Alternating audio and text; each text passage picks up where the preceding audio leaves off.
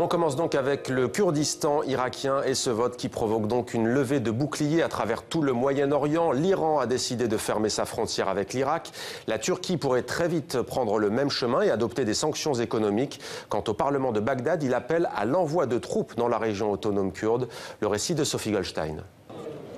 C'est le grand jour au Kurdistan irakien. Dans cette base militaire d'Erbil, capitale de la région autonome irakienne, chacun attend patiemment son tour.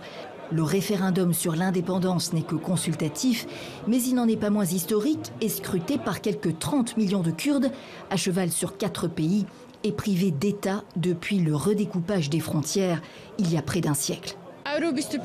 J'espère que les gens viendront voter pour notre indépendance, pour que le sang de nos martyrs n'ait pas coulé en vain.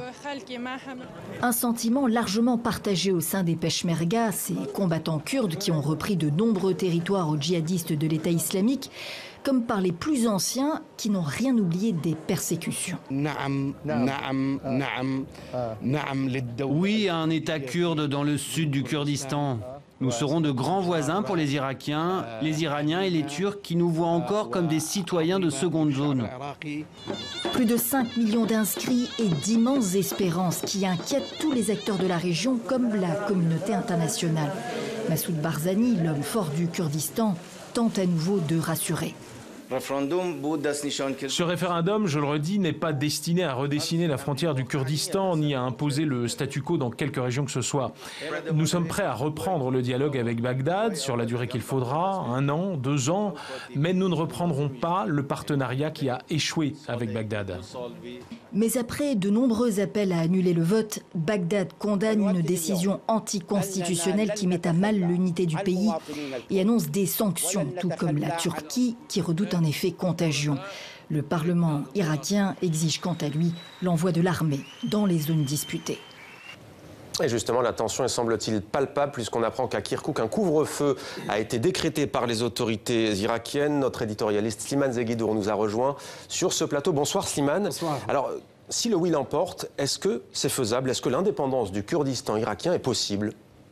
Loin s'en faut, car l'indépendance, c'est la souveraineté. Pour être souverain, il ne s'agit pas de le décréter, il s'agit d'être accepté par le système juridique international et donc d'être accepté par l'ONU, par les voisins, et que ce qui vous donne, ce sont paradoxalement être indépendant, c'est être interdépendant et être dépendant de vos voisins et de la communauté internationale. C'est donc un long chemin à faire. Pour y accéder, il y a une mise en conformité, avec le droit constitutionnel irakien. Or, le contexte dans lequel se déroule ce référendum, c'est le contexte de la République fédérale d'Irak, dont le Kurdistan n'est qu'une partie. Et la constitution fédérale de l'Irak a été ratifiée par les Kurdes et qui donc aujourd'hui votent leur indépendance sans avoir dénoncé la Constitution, ce qui serait une démarche encore plus compliquée. Donc on est très très loin de l'indépendance. Mais Slimane Massoud Barzani, le président du Kurdistan irakien, il a toutes ces informations, il le sait. Pourquoi lance-t-il donc la procédure de divorce avec l'Irak? Alors il y a deux raisons. Il y a une raison, disons, subjective, mais la subjectivité existe en politique. C'est que très souvent, les hommes, y compris les hommes politiques, sont mus plus par leur passion que par leurs intérêts. Premier point. Deuxième point, il ne faut pas oublier que c'est les 30 millions de Kurdes qui vivent dans les 4 pays du Moyen-Orient autour de l'Irak aspirent tous, vraiment c'est unanime, à vivre librement leur identité culturelle qui a été niée et brimée. Ils ont par contre des idées complètement différentes sur la manière de le vivre et la manière de vivre leur indépendance ou leur autonomie. Or, en Irak, ils représentent seulement les 5 millions de Kurdes irakiens, représentent 1/6 des Kurdes et 1/3 des Kurdes qui, par exemple, qui sont en Turquie.